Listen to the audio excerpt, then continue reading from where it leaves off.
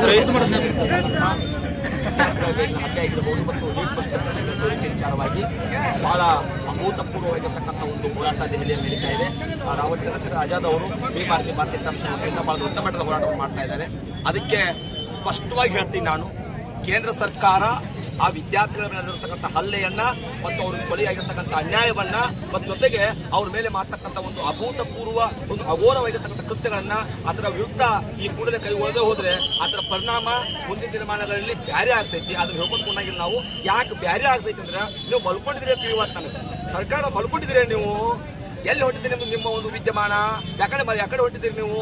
ಅಲ್ಲ ಸರ್, 17-18 ಜನ ವಿದ್ಯಾರ್ಥಿಗಳು ಮರಣ ಹೊಂದಿದ್ರು. ಅದ್ರ ಜೊತೆಗೆ ಸುಮಾರು ದಿನ ಆಯ್ತು ಸ್ಟ್ರೈಕ್ ಹಂಗೆ ನಡೀತಾ ಇದೆ. ಮಳೆ ಅಣದೆ, ಚಳಿ ಅಣದೆ, ಹೊಡೆದಾಡ್ತಾ ದೆಹಲಿಯ ಜಂತರ್ ಮಂತರಲ್ಲಿ ಅಷ್ಟು ವಿದ್ಯಾರ್ಥಿಗಳು ಆ ಒಂದು ಪ್ರಶ್ನೆ ಪತ್ರಿಕೆಯ ಸೋರಿಕೆ ವಿರುದ್ಧ ಹೋರಾಟ ಮಾಡ್ತಾನೆ ಇದ್ದಾರೆ. ನಿಮ್ಮ ವಾತಾವರಣ ಯಾಕಡೆ ಹೊಂಟಿದೆ ಅಂದ್ರೆ ನಾವು ಹಿಂಗೆ ಕೂಗ್ ಬಡಿತಾ ನೆಲಕ್ಕಿರ್ಬೇಕು, ನೀವು ಅಲ್ಲೇ ಅದನ್ನ ಮಾಡ್ಬೇಕಾ? ಒಂದು ತಿಳಿತಾ ಇಲ್ಲ ನನಗೆ. ಸರ್ಕಾರ ಎಟ್ಲೀಸ್ಟ್ ಅರ್ಥ ಮಾಡ್ಕೊಳ್ಬೇಕಲ್ವಾ? ಮಾನ್ಯ ಮೋದಿ ಅವರೇ ವಿದೇಶಿ ಪ್ರವಾಸ ಗೊತ್ತು, ವಿದೇಶಕ್ಕೆ ಅಡ್ಡಾಡೋದು ಗೊತ್ತು, ಅಲ್ಲಿ ಇಲ್ಲಿ ಹೋಗೋದು ಗೊತ್ತು. ಭಾರತದ ವಾತಾವರಣ ಇನ್ನೂ ಗೊತ್ತೇ ಇಲ್ಲ ನಿಮಗೆ.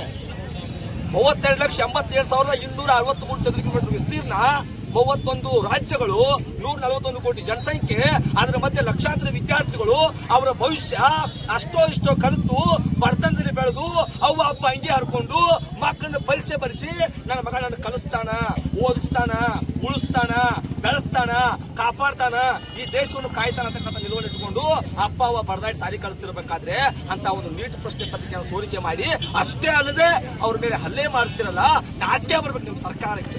ನಾಚಿಕೆ ಬರ್ಬೇಕು. ಮಲ್ಕೊಂಡಿದ್ದೀರ ನೀವು? ಇನ್ನಾದ್ರೂ ಒಂದು ಕಳಕಳಿಗೆ ಬನ್ನಿ, ಇನ್ನಾದ್ರೂ ವಿಚಾರ ಮಾಡಿ. ಇಲ್ಲಿ ಏನಾದ್ರೂ ಬರದೇ ಹೋದ್ರೆ ಕೋರೆಗಾಂವ್ ಯುದ್ಧ ಮಾಡಿದ ವಂಶಸ್ಥರು ನಾವು. ಹೊಸ ನಮ್ಗೆ ಹೇಳೋ ಅವಶ್ಯಕತೆ ಇಲ್ಲ. ಮತ್ತದನ್ನು ಮಾತಾಡಂಗಿಲ್ಲ ನಾವು. ಮತ್ತದನ್ನು ಮಾತಾಡೋ ಉಲ್ಟಾಗುತ್ತೆ. ಅವ ಕೋರೆಗಾಂವ್ ಯುದ್ಧ ಮಾಡಿದ ವಂಶಸ್ಥರು ನಾವು ಬಾಬಾ ಸಾಹೇಬ್ರ ಮಕ್ಕಳು, ನಾವು ಬುದ್ಧನ ಶಾಂತಿ ಬಯಸೋರು. ಬುದ್ಧನ ಶಾಂತಿ ಮುಖಾಂತರ ಹೋರಾಟ ಕಣಿಯಾಗಿದ್ದೀವಿ. ನಮ್ಮ ಅಪ್ಪ ಬಾಟಿ 2 ಹೋರಾಟ, ಆ 2 ಹೋರಾಟಕ್ಕೆ ಸಾಕತ್ತೆ ಗಪ್ಪದೀವಿ ನಾವು. ಮುಂದಿನ ದಿನಮಾನಗಳಲ್ಲಿ ಅಂಥ ವಾತಾವರಣ ಕ್ರಿಯೇಟ್ ಮಾಡಬೇಡ್ರಿ ದಯವಿಟ್ಟು ಅಂತಕ್ಕಂಥ ಪದ ಬಳಕೆ ಮಾಡೋಕ್ಕಾಗ ಅವ್ರವ್ರು ಕೂಡ ಅಲ್ಲ, ಇದು ಬಾಬಾ ಸಾಹೇಬ್ರು ಕೂಡ. ನಮ್ಮ ಹಕ್ಕನ್ನು ನಾವು ಕೇಳ್ತಾ ಇದ್ದೀವಿ. ನಮ್ಮ ಹಕ್ಕು ನಮಗೆ ಕೊಟ್ಟರೆ ಹಂಗೆ, ಕೊಡ್ತಿದ್ರೆ ಮುಂದೆ ಹೇಳ್ತಾ ನಾವು ತೋರಿಸ್ತೀವಿ. Anyone questions? ಧರ್ಮೇಂದ್ರ ಪ್ರಧಾನ್ ಅವ್ರಿಗೆ ಏನು ಹೇಳ್ತೀರಿ ಈ ಒಂದು ಹೋರಾಟದ ಮುಖಾಂತರ? ಸರ್, ಪ್ರಧಾನಿ ಅವ್ರಿಗೆ ನಾನೇನು ಹೇಳ್ಬೇಕು ಸರ್? ಅವರೇ ಅರ್ಥ ಮಾಡ್ಕೋಬೇಕು ಇದನ್ನ. ನಾನು ಹೇಳೋದು ಅವಶ್ಯಕತೆ ಏನೂ ಇಲ್ಲ. ಪತ್ರಿಕಾ ಮಾಧ್ಯಮದ ಮುಖಾಂತರ ನಾನು ಹೇಳುವಂಥದ್ದು ಒಂದೇ ಒಂದು ಮಾತಂದ್ರೆ, ಮಾನ್ಯ ಪ್ರಧಾನಿ ಅವರೇ ಈ ರಾಷ್ಟ್ರದ 2ನೇ ಪ್ರಜೆ. ನೀವು ಏನು ರಾಷ್ಟ್ರಪತಿನ ಬಿಟ್ರೆ ನೆಕ್ಸ್ಟ್ ಒಂದು ನೀವೇ. ನಿಮಗೆ ರಾಷ್ಟ್ರದ ಪ್ರತಿಯೊಬ್ಬ ವ್ಯಕ್ತಿಯ ಬಗ್ಗೆ ಅಭಿವ್ಯಕ್ತಿ ಇರಬೇಕು, ವಿಚಾರ ಗೊತ್ತಿರಬೇಕು, ವಾತಾವರಣ ಗೊತ್ತಿರಬೇಕು, ವಿದ್ಯಮಾನ ಗೊತ್ತಿರಬೇಕು. ನನ್ನ ದೇಶದ ಪ್ರತಿಯೊಬ್ಬ ಪ್ರಜೆನ ಕಾಯ್ತೀನಿ ಅಂತಕ್ಕಂಥ ಒಂದು ವಿಚಾರ ನಿಮ್ಗೆ ಗೊತ್ತಿರಬೇಕು. ಅಂತ ವಾತಾವರಣ ನಿಮ್ಗೆ ಗೊತ್ತಿಲ್ಲ ಅಂದ್ರೆ ನಾನು ಒಂದೇ ಒಂದು ಮಾತು ಹೇಳ್ತೀನಿ, ನೀವು ನ್ಯಾಯ ಕೊಟ್ರೆ ಅಧಿಕಾರದಾಗ ಇರ್ತೀರಿ, ನ್ಯಾಯ ಕೊಡದೆ ಹೋದ್ರೆ ಎಷ್ಟೋ ಜನ ನ್ಯಾಯ ಕೊಡದೆ ಸ್ಕಿಪ್ ಆಗಿದ್ದಾರೆ, ನೀವು ಸ್ಕಿಪ್ ಆಗ್ತೀರಿ ಪಕ್ಕ. ನಿಮ್ಮ ಹೋರಾಟ ಏನು ಇಲ್ಲಿಗೆ ನಿಲ್ಲುತ್ತಾ ಅಥವಾ ಮುಂದುವರಿಯುತ್ತಾ ನಾಳಿನ ದಿನಗಳಲ್ಲಿ? ಸರ್, ಇದು ಹೋರಾಟ ಅಲ್ಲ, ಇದು ನೈತಿಕ ಹೋರಾಟ. ಇದನ್ನು ಕೇವಲ ಹೋರಾಟ ಅಂತ ಭಾವಿಸ್ತೇನೆ ನಾನು. ಭೀಮಾರ್ಮಿ ಭಾರತೀಯ ಏಕತಾ ಮಿಷನ್ ಮತ್ತು ಎಲ್ಲ ಕನ್ನಡ ಪರ ಸಂಘಟನೆ ಮತ್ತು ಎಲ್ಲ ಪ್ರಗತಿಪರ ಸಂಘಟನೆ ವತಿಯಿಂದ ನಾನು ಹೇಳೋದು ಒಂದೇ ಒಂದು ಮಾತು, ಹೋರಾಟ ಅಂತಕ್ಕಂಥದ್ದು ಬಾಬಾ ಸಾಹೇಬ್ ಕಾಲದಿಂದ ಇಲ್ಲಿ ತನಕ ಕೂಡ ಒಂದು ದಿನಕ್ಕೆ ಸೀಮಿತಗೊಳಿಸಿಲ್ಲ ನಾವು. ನ್ಯಾಯ ಸಿಗೋವರೆಗೂ ಬಿಟ್ಟಿಲ್ಲ, ಇದ್ರೂ ನ್ಯಾಯ ಸಿಗೋವರೆಗೂ ಬಿಡಂಗಿಲ್ಲ. ನ್ಯಾಯ ಕೊಟ್ಟರೆ ನೀವು ಬದುಕಿರ್ತೀರಿ, ನ್ಯಾಯ ಕೊಡದೆ ಹೋದ್ರೆ ಮನೆಗೆ ಹೋಗ್ತೀರಿ. ಜೈ ಭೀಮ್, ಜೈ ಭಾರತ್, ನಮೋ ಬುದ್ಧಾಯ. ಭಾರತ್ ಮಾತಾ ಕಿ ಜೈ, ಭಾರತ್ ಮಾತಾ ಕಿ ಜೈ. ಪ್ರಧಾನಮಂತ್ರಿ ಅವರ ಸಬ್ಕಾ ಸಾಥ್ ಸಬ್ಕಾ ವಿಕಾಸ್ ಅಂತಂದು ಹೇಳಿ ಸಿದ್ಧಾಂತಗಳನ್ನು ಹೇಳ್ತಿದ್ರು. ಈ ಒಂದು ಸಿದ್ಧಾಂತಗಳಿಗೆ ರಿಯಾಕ್ಷನ್ ಎಂತ? ಸಬ್ಕಾ ಸಾಥ್ ಸಬ್ಕಾ ವಿಕಾಸ್ ಅಂತ ಹೇಳ್ತಾ ಇದ್ರು ಪ್ರಧಾನಿಗಳು. ಈ ಒಂದು ಸಿದ್ಧಾಂತಕ್ಕೆ ತಮ್ಮ ರಿಯಾಕ್ಷನ್ ಏನು? ಅಲ್ಲ, ಅವ್ರು 10 ಹಲವಾರು ಸಿದ್ಧಾಂತಗಳು ಹೇಳಿದ್ದಾರೆ. ಸಬ್ಕಾ ಸಾಥ್ ಸಬ್ಕಾ ವಿಕಾಸ್, ಬೇಟಿ ಬಚಾವೋ ಬೇಟಿ ಪಡಾವೋ, ಇಂಥ 10 ಹಲವಾರು ಸಿದ್ಧಾಂತಗಳು ಹೇಳಿದಾರೆ ಅವರು. ಅವ್ರ ಸಿದ್ಧಾಂತಗಳು ಕೂಡ ಹೊರತು ಯಾವ ಒಂದು ಜಾರಿಗೆ ಬಂದಿಲ್ಲ. ಹಾಗಂತ ಪ್ರಧಾನಿ ಅವರನ್ನು ಟೀಕೆ ಟಿಪ್ಪಣಿ ಮಾಡ್ತಾ ಇಲ್ಲ. ಇಲ್ಲಿ ನಾವು ಪ್ರಧಾನಿ ಅವ್ರಿಗೆ ಹೇಳ್ತಿರೋದೇನಂದ್ರೆ, ಪ್ರಧಾನಿ ಅವರೇ ಅಧಿಕಾರಕ್ಕೆ ಬಂದಾಗಿಂದ ಏನು ಮಾತಾಡಿದಿರಲ್ಲ ಅದರ ಮುಕ್ತ.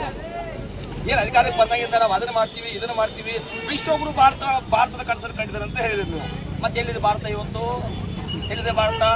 ಇವತ್ತಿಗೂ ಕೂಡ ಭಾರತ ದೇಶದಲ್ಲಿ 1,82,263 ಜನ ಇವತ್ತಿಗೂ ಕೂಡ ಭಿಕ್ಷಾಟನೆ ಮಾಡ್ತಾರೆ, ಭಿಕ್ಷಾಟನೆ ತೊಡಗಿದ್ದಾರೆ. ಲಕ್ಷಾಂತರ ಜನ ಇವತ್ತಿಗೂ ಮನ ಹೊರುವಂಥ ವಾತಾವರಣ ಇವತ್ತು ದೇಶದಲ್ಲಿ ರಾಜ್ಯದಲ್ಲಿ ಜಾರಿಯಲ್ಲಿದೆ. ಹಾಗಾದ್ರೆ ಸಬ್ಕಾ ಸಾಥ್ ಸಬ್ಕಾ ವಿಕಾಸ್ ಎಲ್ಲಿ ಉಳಿಸಿದ್ರಿ ನೀವು? ಇವತ್ತಿಗೂ ಜಾತಿ, ಲಿಂಗ, ಪಂಥ, ಪಂಗಡ, ತಾರತಮ್ಯ ಅದರಲ್ಲೇ ಮುಳುಗಿದ್ರೆ ಹೊರತು ಮತ್ತೊಂದು ಕಣಿಯಾಗಿಲ್ಲ ನಾವು. ಅದಕ್ಕೆ ವ್ಯವಸ್ಥೆನೂ ಕಾರಣ, ಪ್ರಧಾನಿಯವ್ರು ಮಾತ್ರ ಕಾರಣ ಅಲ್ಲ, ವ್ಯವಸ್ಥೆನೂ ಕಾರಣನೇ. ನಾ ಅದ್ರ ಬಗ್ಗೆ ಮಾತಾಡೋದಿಲ್ಲ. ನಾ ಮಾತಾಡೋದು ಒಂದೇ, ಇಲ್ಲಿ ಮಾತೇನು ಕೊಟ್ಟಿದ್ದಿಲ್ಲ, ಅದ್ರ ತಕ್ಕಂಗೆ ನಡ್ಕೊಡ್ರಿ. ಅದ್ರ ತಕ್ಕಂಗೆ ನಡ್ಕೊಳ್ದೆ ಹೋದ್ರೆ ಅಧಿಕಾರವನ್ನು ಬಿಟ್ಟು ಹೋಗ್ಬಿಡ್ರಿ. ನರೇಂದ್ರ ಮೋದಿ ಅವ್ರಿ ಈ ದೇಶದಕ್ಕೆ ಏನಪ್ಪ ಅಂದ್ರೆ ಎಲ್ಲ ಜನರು ಮೋದಿ ಮೋದಿ ಅಂತಕ್ಕಂಥ ಅಂಧ ಭಕ್ತರದಾರ ತಂದೆಲ್ಲ ಹೇಳ್ತಾರೆ. ಆದ್ರೆ ಆ ಅಂಧ ಭಕ್ತರಿಗೆ ತಾವೇನು ಹೇಳ್ತೀರಿ? ಸರ್ ನಾನು ಹೇಳೋದು ಒಂದೇ, ಅಂಧ ಭಕ್ತರನ್ನು ಪದವನ್ನು ಬಳಕೆ ಯಾರು ಮಾಡ್ತಾರೆ ನನಗೆ ಗೊತ್ತಿಲ್ಲ, ಪದವನ್ನು ಬಳಕೆ ಮಾಡೋರು ಹೇಳ್ತೀನಿ ನಾನು. ಪ್ರಧಾನಿ ಮೋದಿ ಅವರನ್ನು ಆರಾಧಿಸಿ ವೈಭವೀಕರಿಸಿ ಅಪ್ಕೊಳ್ಳಿ ನಾವು ಬ್ಯಾಡ ಅನ್ನಂಗಿಲ್ಲ.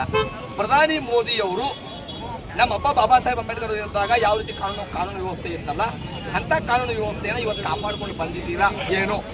ಜೊತೆಗೆ ಆ ನ್ಯಾಯಾಂಗ, ಆ ಶಾಸಕಾಂಗ, ಆ ಕಾರ್ಯಾಂಗ, ಆ ನೈತಿಕ ವಾತಾವರಣ, ಆ ಆಡಳಿತಾತ್ಮಕ ಧೋರಣೆಯನ್ನ ನಿಮ್ಮ ಅಧಿಕಾರದ ಅವಧಿಯಲ್ಲಿ ನೀವು ಕಾಪಾಡಿಕೊಂಡು ಬಂದಿದ್ರೆ ಪ್ರಧಾನಿ ಮೋದಿ ಅವರಿಗೆ ಅವರ ಅಂಧ ಭಕ್ತರಿಗೆ ನಾನು ಅವರ ಭಕ್ತರಿಗೆ ಹೌದಪ್ಪ ನೀವು ಅವ್ರ ಭಕ್ತರಿಗೆ ಉಳ್ಕೊಂಡ್ರೆ ಪರವಾಗಿಲ್ಲ. ಅದರ್ವೈಸ್ ನೀವು ಈ ದೇಶಕ್ಕೆ ನ್ಯಾಯ ಕೊಡದೇ ಹೋದಲ್ಲಿ, ನ್ಯಾಯ ಕೊಡೋಕೆ ನಿಮ್ಮ ಕಡೆಯಿಂದ ಸಾಧ್ಯ ಆಗದೆ ಹೋದಲ್ಲಿ ನೀವು ಪ್ರಧಾನಿ ಅವರನ್ನು ಫಾಲೋ ಮಾಡೋದಲ್ಲ, ಈ ದೇಶದ ಅಂತಿಮ ಪ್ರಜೆಯನ್ನು ಫಾಲೋ ಮಾಡಲಿಕ್ಕೆ ಲೈಕಿಲ್ಲ. ಇಷ್ಟೇ ಅವ್ರು ಹೇಳೋದು. ಕೊನೆಯದಾಗ್ರಿ, ಇಷ್ಟು 26 ದಿನಗಳವರೆಗೇನು ಏನಂದ್ರೆ ವಾಂಗ್ಚುಕ್ ಅವರು ಅಲ್ಲಿ ಉಪವಾಸ ಸತ್ಯಾಗ್ರಹ ಮಾಡ್ತಾ ಇದ್ರು. ಆದರೆ ಕೇಂದ್ರ ಸರ್ಕಾರ ಯಾಕೆ ಒಂದು ಸ್ಪಂದಿಸ್ತಕ್ಕಂಥ ಒಂದು ಕೆಲಸ ಮಾಡ್ತಾ ಇಲ್ಲ? ಸರ್ ಅವರಿಗೆ ನಾನು ಅದಕ್ಕೆ ಹೇಳ್ತಾರೆ ನಿಮಗೆ, ಕೇಂದ್ರ ಸರ್ಕಾರ ಮಲ್ಕೊಂಡೈತೆ ಎಚ್ಚರ ಐತೆ ಒಂದು ತಿಳಿವಾತ್ ನನಗೆ. 26-27 ದಿನ ಆಯ್ತು ಇವತ್ತಿನ ದಿವಸ ಛತ್ರಿ ಹಿಡ್ಕೊಂಡು ರಾವಣ್ ಚಂದ್ರಶೇಖರ್ ಆಜಾದ್ ಅವರು ಕೂಡ ಚಂದ್ರ ಮಂತ್ರ ಕೂತ್ಕೊಂಡಿದ್ದಾರೆ. ನಾಡಿನಾದ್ಯಂತ ದೇಶದಾದ್ಯಂತ ಹಳ್ಳಿಗಳಲ್ಲಿ ಬೀದಿಗಳಲ್ಲಿ ನೀಟ್ ಪರೀಕ್ಷೆ ವಿರುದ್ಧ ಹೋರಾಟ ನಡೀತಾ ಇದ್ದಾವೆ. 26-27 ದಿನ ಆದ್ರೂ ಕೂಡ ನೀವು ಇವತ್ತಿನ ತನಕನೂ ಕೂಡ ಸರ್ಕಾರದ ಧೋರಣೆಗಳು ಈ ದೇಶದ ಪ್ರಜೆಗಳ ಕಡೆ, ಈ ದೇಶದ ವಾತಾವರಣದ ಕಡೆ, ಆಡಳಿತದ ಕಡೆ ತಲೆ ಹಾಕಿಲ್ಲ ಅಂದ್ರೆ ನೀವು ಮಲ್ಕೊಂಡಿದ್ರಂತ ಲೆಕ್ಕ ಇದು. ಹಾಗಾದ್ರೆ ನಿಮಗೆ ಆಡಳಿತ ಮಾಡ್ಲಿಕ್ಕೆ ಬರಲ್ಲ ಅಂದ್ರೆ ಸ್ಕಿಪ್ ಆಗಿಬಿಡ್ರಿ, ಬೇರೆಯವ್ರ ಕೈ ಕೊಡ್ರಿ, ಅದನ್ನ ಮಾಡ್ತಾರೆ ಅವರು. ಸಾಧ್ಯ ಆದ್ರೆ ಒಳ್ಳೆಯ ವಾತಾವರಣ, ನೈತಿಕ ವಾತಾವರಣ, ಆಡಳಿತಾತ್ಮಕ ಧೋರಣೆ ಕರೆಕ್ಟ್ ಆಗಿ ಮಾಡ್ರಿ. ಆಗದೆ ಹೋದ್ರೆ ಮನೆ ಹೋಗು, ಇಷ್ಟ ಹೇಳ್ತೇವೆ. ತಮ್ಮ ಹೆಸರು? ತಮ್ಮ ಹೆಸರು?